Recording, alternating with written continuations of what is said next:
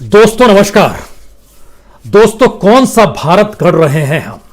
एक ऐसा भारत जिसमें मानवीयता जाग जाए, इसका एहसास इस देश के राष्ट्रीय मानवाधिकार आयोग को नहीं है। इस देश के भीतर लोगों के संवैधानिक हक भी कुछ होते हैं, इसका एहसास इस देश की सुप्रीम कोर्ट को नहीं है। जितनी बड़ी तादाद में जिन परिस्थितियों से भारत गुजर रहा है, उस गुजरते हुए भारत के हाथ में आने वाले वक्त में कमान भी होगी।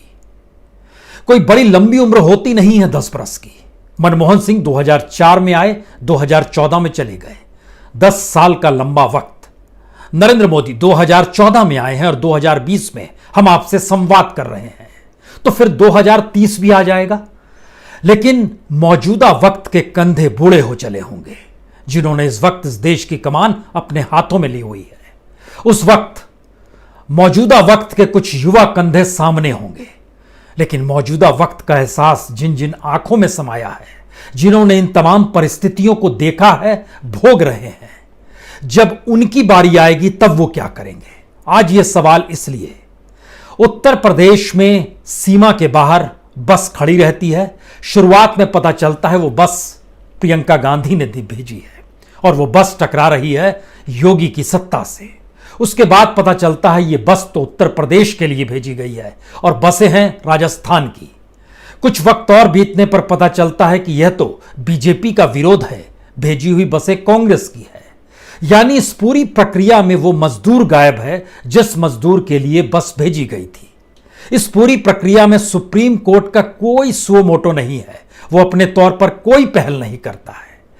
राष्ट्रीय मानवाधिकार कहीं से जागता नहीं है, उसके भीतर यह एहसास नहीं होता है कि दरअसल इस देश का तो अपना इंफ्रास्ट्रक्चर इतना कमजोर है कि सब कुछ अगर झोंक भी दिया जाए तो भी इस देश के प्रवासी मजदूरों को उनके गांव घर तक पहुंचाने में महीनों लग जाएंगे।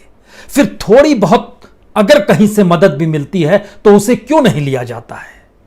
अगर इस देश में गुरुद्वारों के लंगर नहीं जागे होते, मंदिरों से लोग बाहर निकलकर खाना बांट नहीं रहे होते, एनजीओ नहीं निकले होते, सामाजिक संगठन नहीं निकले होते, तो सोचिए क्या स्थिति होती। क्या लाशों से पटे पड़े होते देश के अलग अलग हिस्सों में, खास तौर से नेशनल हाईवे? यह परिस्थिति आ गई है। हम कौन सा भारत गढ़ रहे हैं? हम एक ऐसा भारत गढ़ रहे हैं जिसमें हमें पता है मौजूदा वक्त में उस भारत के हाथों में सिर्फ और सिर्फ मजदूरी लिखी है, और उसके हाथ में अगर कलम आ गई, कंप्यूटर के साथ दिमाग चलने लगा, तो वह देश छोड़कर चला जाता है। जो इस देश में कुछ कमाता है वह एनआरआई हो जाता है।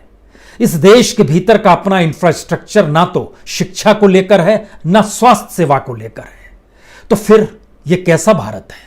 और इस भारत के भीतर झांकने की हिम्मत क्या वाकई हमारे साथ है, हमारे बीच है, हमारे दिमाग में रेंगती है? क्योंकि हमने जब परखना शुरू किया तो इस देश के भीतर का सच दरअसल उस युवा भारत का है जिस युवा भारत के हाथ में आने वाले वक्त में कमान होगी। उसे ही हर जगह चलानी होंगी चीजें की। हो सकता है वो नई पीढ़ी अपने तौर पर फैक्ट्री मालिक भी और फैक्ट्री के मजदूर के तौर पर भी हो। आने वाले वक्त में वो सियासत का झंडा भी उठा रही हो, नारे भी लगा रही हो, और नारे लगाते लगाते संसद के भीतर भी पहुंच जाए। क्या उसके भीतर के सारे एहसास मौजूदा वक्त के मर चुके होंगे, या फिर वो कहीं ज्यादा क्रूर हो चुका होगा?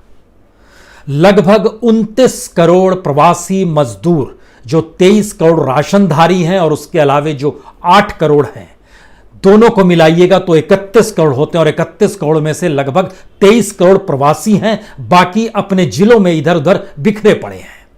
और जब उनके साथ आप चलना शुरू कीजिएगा तो इस बात का आपको एहसास ही नहीं होगा कि दरअसल उनके साथ कोई चल ही नहीं रहा है, वो अपने आप में अकेले हैं। करोड़ों की भीड़ अपने आप में अकेली है।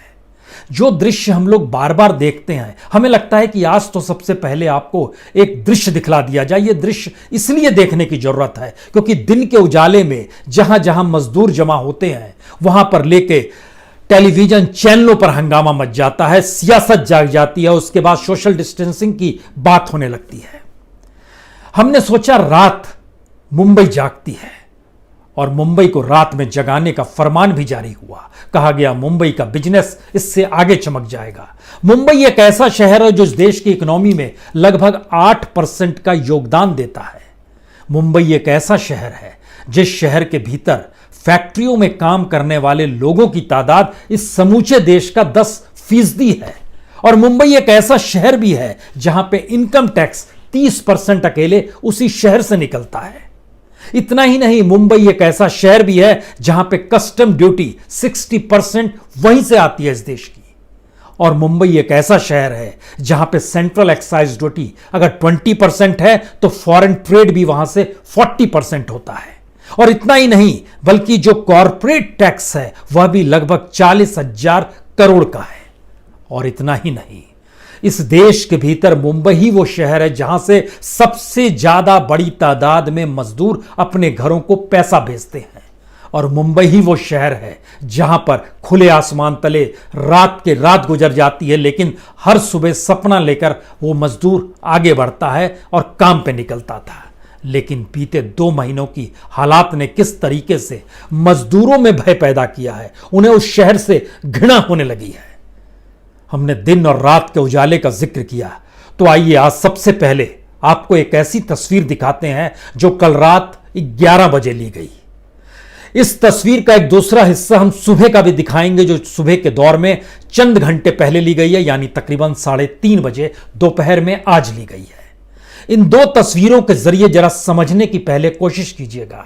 जो तबका, जो मजदूर, जो युवा, जो स्किल्ड लेबर है, जो अपने तौर पर प्रोफेशनल्स भी हैं, इन चेहरों के बीच में जब आप झांकना शुरू कीजिएगा तो हो सकता है इस भीड़ के भीतर में आप सोशल डिस्टेंसिंग का चेहरा भूल जाएं और आपको हैरत होने लगे इस देश के भीतर क्या कुछ मजाक चल रहा है। इस देश के भीतर स्थितियां संभालने वाली क्यों नहीं है। पहले इस तस्वीर को देखिए। दरअसल यह तस्वीर मुंबई के वीटी स्टेशन के करीब की है। तो सपनों के शहर में रात के अंधेरे के बीच जरा घूम लीजिए इस देश के भीतर की उस सड़क पर जिस सड़क पर सबसे ज्यादा आवाजाही हमेशा से रही है, लेकिन इस तरह लोगों की मौजूदगी कभी नहीं रही। यह वीटी स्टेशन की तरफ जाता हुआ रास्ता है, पी डिमोलो रोड, और यही वो सड़क है जो आगे जाकर कर्नाक ब्रिज जंक्शन से मिलती है और उसके बाद फ्रीवे जो मुंबई की पहचान है मानघुर तक चली जाती है। ये वही सड़क है। लेकिन जितनी बड़ी तादाद में मजदूर हैं, दरअसल ये वो भी सड़क है जो ठीक समानांतर है डॉकयार्ड की, मुंबई के डॉक का इलाका। जिन्होंने फिल्म दीवार देखी होगी उन्हें याद आ सकता है उस जगह पर फिल्म दीवार की शूटिंग हुई थी। अमिताभ बच्चन उसमें कुली बने थे और इस जगह मजदूरों के बीच में बड़ी तादाद कुलियों की भी है और ये सभी लौटना चाहते हैं। मुंबई जैसे शहर में 12 लाख से ज्यादा कंस्ट्रक्शन वर्कर हैं, 1.5 लाख से ज्यादा होटलों में काम करने वाले हैं। इतनी बड़ी तादाद में, चाहे वो कुर्ला मुलुंड का इलाका हो, बांद्रा दहिसर का इलाका हो, लोअर परेल का इलाका हो, वाशी का इलाका हो, जुहू का इलाका हो, चेंबूर का इलाका हो, मारोल का इलाका हो, तमाम जगहों से ये लोग यहाँ पहुंचे हैं रात के अंधेरे में कि किसी तरीके से कोई ट्रेन मिल जाए। लेकिन इस अंधेरे को कवर करने के लिए आपको कोई मीडिया का कोई कैमरा दिखाई नहीं देगा। वो दिन के उजाले में देखता है, भीड़ देखता है, सोशल डिस्टेंसिंग खोजता है, उसमें भी कभी कभी धर्म खोज लिया जाता है। लेकिन इन जगहों पर टटोलते समझते हुए जानिए कि वाकई भारत का निर्माण और देश की आर्थिक नगरी में जो मजदूर पहुंचते हैं अब किन सपनों को छोड़कर या उन सपनों के टूटने के बाद किन हालातों में ये निकल रहे हैं। और ऐसा नहीं है कि रात के अंधेरे में सबको ट्रेन मिल ही जाएगी। हम आपको एक दूसरा नज़ारा दिखाएंगे, लेकिन उससे पहले इस तस्वीर को इसलिए देखते चलिए और आंखों में बसा लीजिए क्योंकि इस तस्वीर के साथ हिंदुस्तान का वो सच छुपा हुआ है जिसमें भारत निर्माण की नींव खोजी जाती है। क्योंकि ये चौराहा जो है, इस पे एक शेर जो बना हुआ है, शेर को देखिए, ये मेक इन इंडिया का शेर है। कर्नाक ब्रिज जंक्शन कहते हैं इसे। और इस शेर के जरिए मेक इन इंडिया मजदूरों में खोजा जाए या उस शेर में खोजा जाए जिसको पहचान बनाया गया पूंजी का, कैपिटल का, और उसके जरिए मुनाफा कमाने की सोची गई। और मजदूरों के लिए 2 जून की रोटी की व्यवस्था तक नहीं है, न छत का आसरा है, न जमीन है, और किसी तरीके से हर कोई अब इस शहर को छोड़ देना चाहता है। तो क्या आने वाले वक्त में इस देश के सामने मजदूरों को लेकर एक बड़ा संकट है या युवा सपनों की मौत है? एक ऐसी मौत जिसके बाद उजियारा कैसे होगा कोई नहीं जानता है। और शायद ये एक अंतहीन सिलसिला है जो लगातार चला जा रहा है रात के अंधेरे में, लेकिन दिन के उजाले में जब देखिएगा तो यही चले जाता है और लोगों का अंतहीन सिलसिला चले जाता है। और ऐसा नहीं है कि रात में सभी को ट्रेन मिल गई, बड़ी तादाद में लोग रात रात भर बैठे रहे, क्योंकि अब इस अंधेरे के बदले आपके सामने लेकर आते हैं सुबह का चेहरा। यह आज दोपहर 3 बजे का नजारा है, दोपहर 3:30 बजे, वो नज़ारा अंधेरे का था, रात के 11 साढ़े 11 बजे का। दिन के उजियारे का मतलब ये नहीं है कि उजाला हो गया, वही स्थिति है, उसी तरीके से मजदूर हैं। कल ट्रेन नहीं मिली तो आज भी लाइन में है और अभी से जमने शुरू हो जाएंगे, रात तक फिर उसी तरह कतार में। और किसी तरीके से इस शहर को छोड़ दें, घर चले जाएं, वापस चले जाएं, छोड़ दें उन सपनों को पीछे। तो क्या मुंबई शहर की मौत हो रही है या फिर इस देश के उन सपनों की मौत हो रही है जो युवाओं में संजोया गया, मजदूरों के जरिए देखा गया और भारत को विकसित राष्ट्र बनाने का सपना देखा गया? इन युवाओं के हाथों में कल कमान होगी। भविष्य क्या रच रहे हैं हम भारत का? ये स्टेशन वीटी स्टेशन है, वही वीटी स्टेशन जहां पर आने के लिए लोग लगातार जद्दोजहद कर रहे हैं। इस वीटी स्टेशन में किसी तरीके से आ जाएं, पहुंच जाएं, यही जिंदगी का लक्ष्य हो गया है। दोनों तरफ है, यानी एक तरफ से गाड़ी आई जो आपने नज़ारा देखा, इसके आगे जब चलेंगे तो फिर पहरा है, पुलिस का बैरिकेड है। लेकिन ऐसा नहीं है, स्थिति अनुकूल है, वहां भी लोगों की मौजूदगी है, उसी तरीके से मौजूदगी है, उसी तरीके से लंबी लंबी कतारें हैं।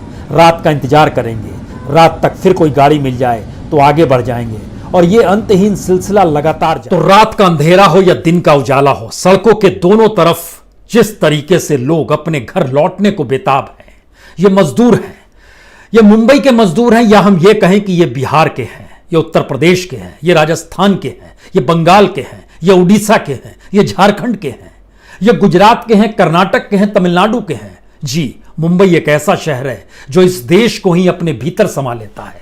इसीलिए तो मुंबई इस देश के पहचान के तौर पर है और इस देश की आर्थिक नगरी है। लेकिन उस आर्थिक नगरी में अगर मजदूरों को ही भोजन नहीं मिल पा रहा है, कहीं कोई आश्रय नहीं है और वो घर लौटने को बेचैन है, तो यहां से नया सवाल शुरू होता है। एक ऐसा सवाल जो आने वाले वक्त में भारत होगा कैसा और हम किसे गढ़ रहे हैं, इस दिशा में आपको अब समझना होगा।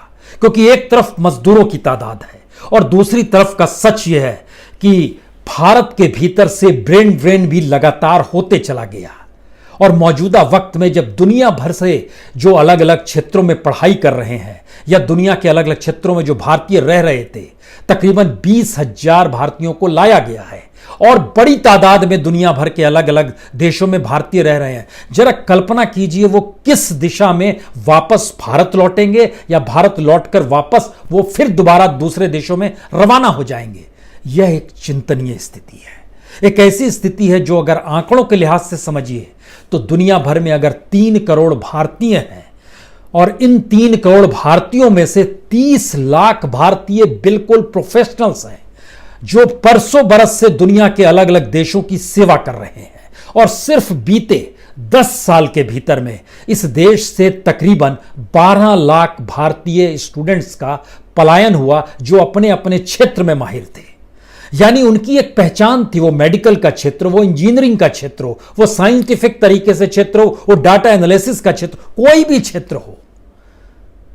इतनी बड़ी तादाद में अगर भारत का असल दिमाग दुनिया के अलग अलग देशों को आगे बढ़ाने के लिए चला जाता है और हम अपने यहां कोई इंफ्रास्ट्रक्चर तक खड़ा नहीं कर पाए और मौजूदा वक्त में जब संकट चौतरफा है, तो वह युवा पीढ़ी जो कल कमान संभालने लायक होगी अपने अपने क्षेत्र में, कोई शिक्षक होगा, कोई प्रोफेसर होगा, कोई साइंटिस्ट होगा, कोई पॉलिटिशियंस भी होंगे उसमें से।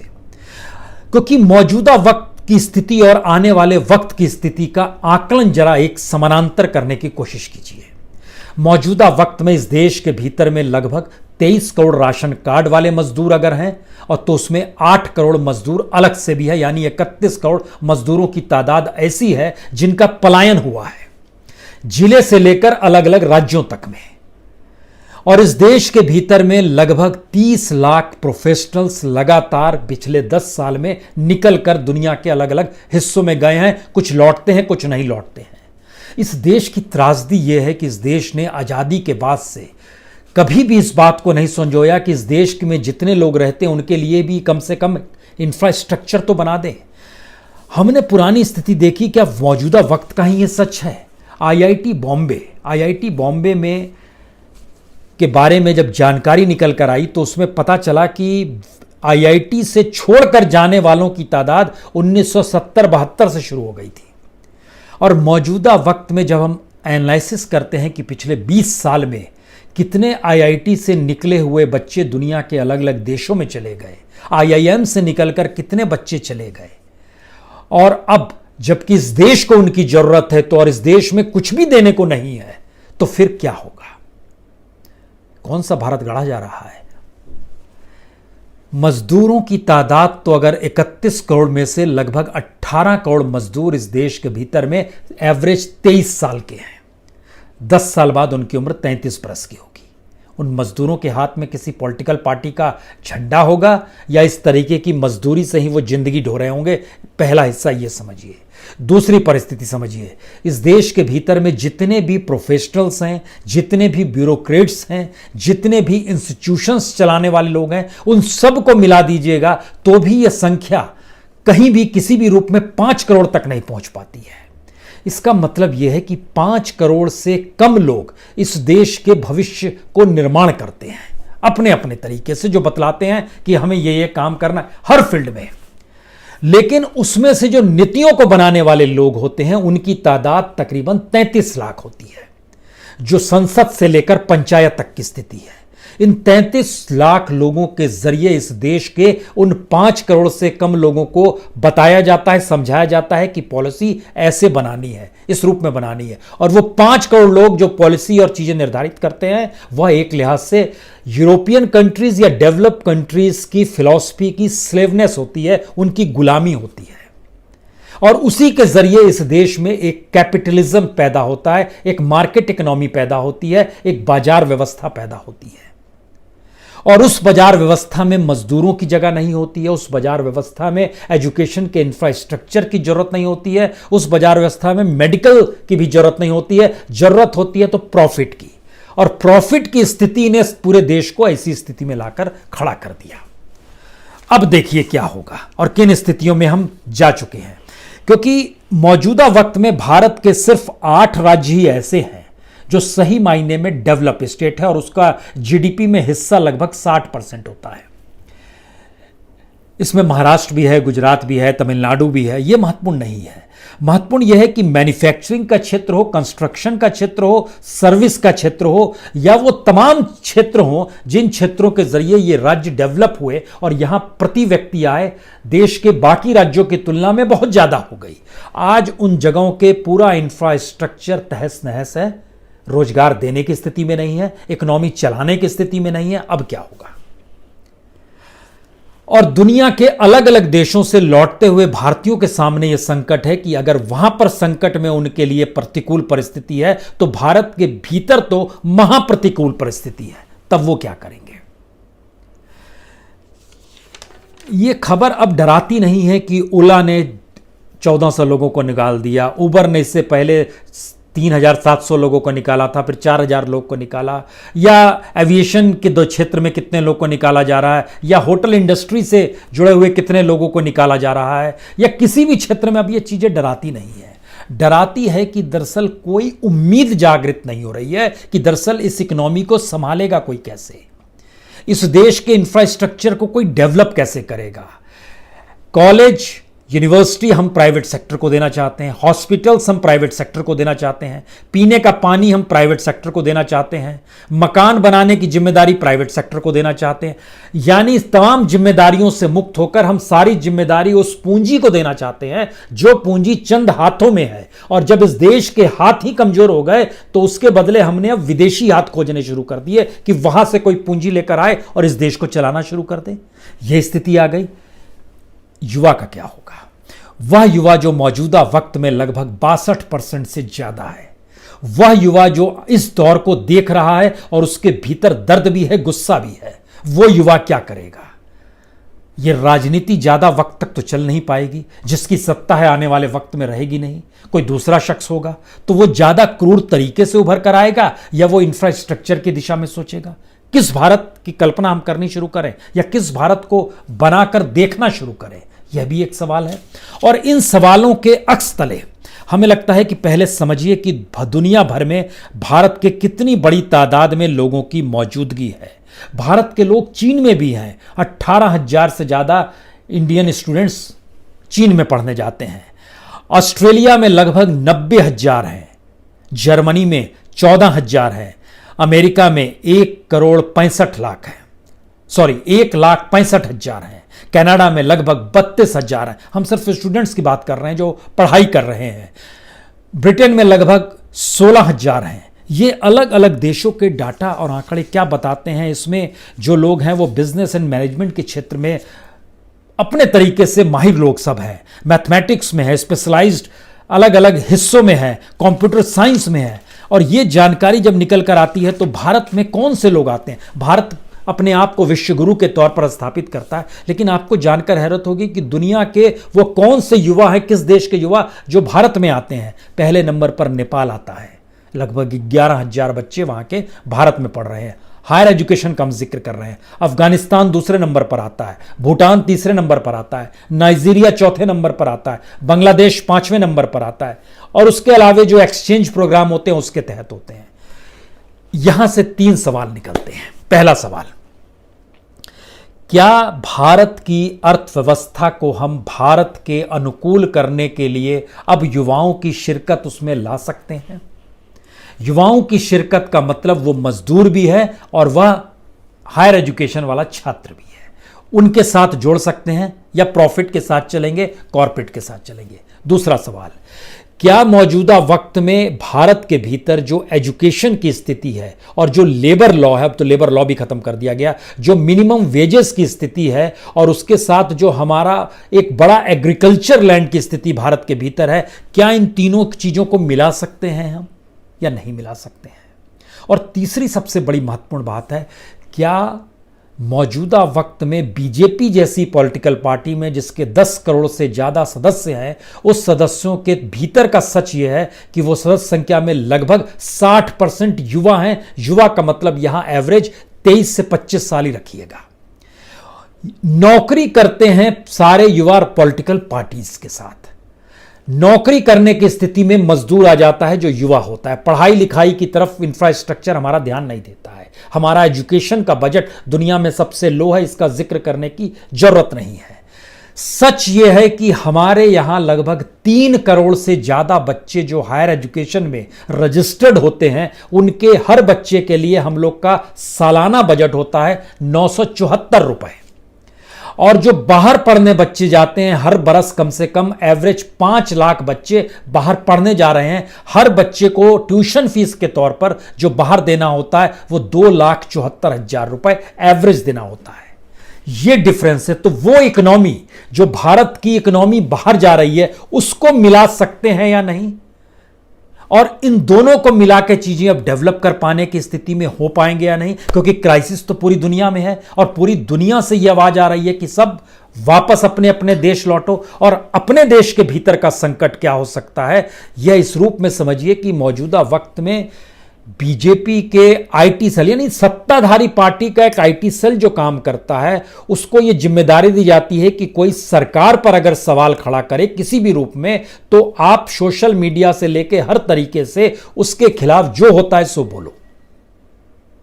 और इससे पिछली बार जब हम आपसे आरएसएस को लेकर जब संवाद कर रहे थे, तो एक आरएसएस के स्वयंसेवक ने हमको फोन करके बताया, हमने उससे पूछा आपको टेलीफोन नंबर हमारा कहां से मिला? उसने बोला हमें आईटी सेल ने दिया और ये कह कर दिया कि इन्होंने आरएसएस के बारे में जो कहा है आप इनके खिलाफ खूब गाली दो। तो हम आपको फोन इसलिए कर रहे हैं, आपने तो सच बातें रख दी। तो इस देश के भीतर में पॉलिटिकल पार्टीज के भीतर जिनको नौकरी मिली हुई है, वह भी तो इसी देश के नागरिक हैं और आज नहीं कल वह भी तो संभलेंगे। और इस परिस्थिति ने तो हर किसी के सामने एक ऐसा दृश्य लाकर खड़ा कर दिया है जिसमें पहली बार यह महसूस हो रहा है कि इस देश की राजनीति के सरोकार लोगों से है ही नहीं। और लोग माने बैठे थे कि हमारे सरोकार उन पॉलिटिकल पार्टीज से है। जी नहीं, अब एक दीवार बड़ी मोटी सी बनती चली जा रही है इन राजनेताओं को लेकर, इन पॉलिटिक्स को लेकर। एक ऐसी पॉलिटिक्स जिसने उस तमाम इंस्टीट्यूशंस को देश के भीतर खत्म कर दिया। सवाल यह नहीं था कि बस खड़ी थी तो ह्यूमन राइट कमीशन ने कुछ क्यों नहीं किया और सुप्रीम कोर्ट ने क्यों कुछ नहीं किया। सवाल है इंस्टीट्यूशंस को जिस रूप में डाइल्यूट किया गया है, वो सारी परिस्थितियां कहीं ना कहीं सरकार से आश्रित हैं। लेकिन क्या इस देश का युवा जो अब प्रोफेशनली तौर पर दुनिया के अलग अलग हिस्सों में, जब वो इंडिया लौट रहा है और भारत लौटेगा, उसके जहन में ये सवाल होगा कि हमें इस नए भारत का निर्माण करना है। और इस नए भारत के निर्माण में हो सकता है उसके भीतर यह भी जागृत हो कि अब राजनीति को भी अपने तरीके से साधना है, इस राजनीति के भरोसे नहीं चलना है जिसमें नंबर 1 नंबर 2 का जिक्र होते रहे। संभव है क्या? ये सारे सवाल हैं और इन सवालों का जिक्र आखिर में हम आपको बता दें, ये बड़ा महत्वपूर्ण है क्योंकि जिस तरीके की परिस्थितियों में मजदूर रहता है उसमें ये बात निकल कर आई कि भारत का मजदूर जो है अधिकतर परिवारों में रहता है और उनकी संख्या जब हमारे सामने आई तो वो चौंकाने वाली इसलिए थी क्योंकि अकेले रहने वाले शख्स जो हैं सिर्फ 4% हैं, 50% पत्नी और बच्चों के साथ रहते हैं, 36% माँ बाप के साथ रहते हैं, इन मजदूरों का जिक्र कर रहे हैं, 10% संयुक्त परिवार में रहते हैं, यानी तादाद 5-6 से ज़्यादा होती है। ये मुंबई का चेहरा भी है और इस देश के भीतर का चेहरा भी है। तो हमारी इकोनॉमी पारिवारिक तौर पर इस देश के भीतर में फली और पनपी है और उसको हमने छिन्न भिन्न कर दिया और हर किसी को मजदूर में तब्दील कर कर और मजदूरों को अब न रोटी दे पाने की स्थिति में, ना इंफ्रास्ट्रक्चर दे पाने की। आखिरी बात, ये कैसे संभव है कि 4 घंटे के भीतर में इस देश में डीमोनेटाइजेशन लागू होता है, नोट बंद हो जाते हैं? ये कैसे संभव है कि उसी नोट की तर्ज पर 4 घंटे के भीतर ये पूरे देश को रोक दिया जाता है, ना ट्रेन चलेगी, ना बस चलेगी, ना हवाई जहाज चलेगा, ना पैदल जा सकते हैं, आप जहां वहीं रुक जाइए और कोई व्यवस्था नहीं। यानी हमारे यहां कोई इंफ्रास्ट्रक्चर डेवलप ही नहीं किया गया कि कोई रिसर्च हो और इसकी जानकारी इस देश के ओहदे पर बैठे हुए लोगों को दे कि जब आप कुछ भी बोलते हैं और अगर वो निर्णय और कानून में तब्दील हो रहा है तो उसका असर जनव्यापक कैसा होगा यह भी समझिए, बाद में मत समझिएगा। राजस्व नहीं है तो शराब बेचेंगे, राजस्व नहीं है तो तेल की कीमतें बढ़ा देंगे, राजस्व नहीं है तो अब हवाई जहाज शुरू कर देंगे, राजस्व नहीं है तो हवाई जहाज में भी सोशल डिस्टेंसिंग नहीं रहेगी, राजस्व नहीं है तो कुछ भी करेंगे, लेकिन नियम है तो सोशल डिस्टेंसिंग के साथ लॉकडाउन भी करेंगे। यह एक त्रासदी है इस देश की। बहुत बहुत शुक्रिया, बहुत बहुत शुक्रिया।